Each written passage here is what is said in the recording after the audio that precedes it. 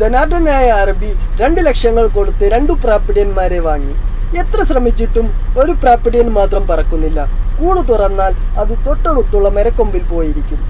ഒട്ടേറെ പക്ഷി നിരീക്ഷകരും ഗവേഷകരുമെല്ലാം വന്നു നോക്കിയെങ്കിലും ഫലമുണ്ടായില്ല. ഒടുവിൽ അവസാന ശ്രമമെന്ന നിലയിൽ ഒരു കർഷകനെ ദൗത്യം ഏൽപ്പിച്ചു. പുറത്തുപോയി തിരിച്ചു വന്ന അദ്ദേഹം അത്ഭുതപ്പെട്ടു. 2 പ്രാപ്പിടിയന്മാരും പറന്നു നടക്കുന്നു.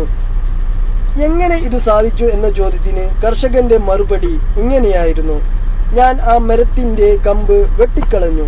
ശീലങ്ങൾ, ജോലിസ്ഥാനം ഇതിൻ്റെയെങ്കിലുമൊക്കെ മുകളിൽ അടയിരിക്കുന്നവരാണ് ഭൂരിഭാഗവും. ഇഷ്ടമുള്ള എളുപ്പമുള്ള ജോലികൾ മാത്രം ചെയ്യും. ഞാനിതുവരെ ചെയ്തിട്ടില്ല, എനിക്കിത് അറിയില്ല. ന്യായീകരണമായി 100 കാരണങ്ങൾ.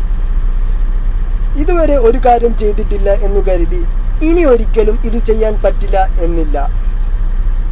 താഴെ വീഴാനുള്ള ധൈര്യമുണ്ടാകണം. വീഴ്ചയിൽ നിന്നും മാത്രമേ മുകളിലേക്ക് ഉയർന്നു വരാനുള്ള വീര്യമുണ്ടാകൂ. തോൽവി അറിഞ്ഞ് വളരണം, എങ്കിലേ പോരാടാനുള്ള ആവേശമുണ്ടാകൂ. വിജയിക്കുമ്പോൾ ഉൾപ്പുളകമുണ്ടാകൂ. ചില പഴഞ്ചൊല്ലുകളും മാറ്റിയെഴുതപ്പെടണം. ഇരിക്കുന്ന കൊമ്പ് മുറിക്കണം, അപ്പോൾ മനസ്സിലാകും കമ്പ് ഒടിഞ്ഞാലും ചിറക് ഒടിയില്ല എന്ന്. ബന്ധങ്ങൾ അവസാനിക്കുമ്പോഴും ജോലി നഷ്ടപ്പെടുമ്പോഴും രോഗം വരുമ്പോഴും സ്വന്തം ജീവിതം അവസാനിപ്പിക്കുന്നവർ സ്വന്തം ചിറകുകൾ വിരിയിക്കാത്തവരാണ്. തളർന്നു വീണാലും തകർന്നു വീഴരുത്.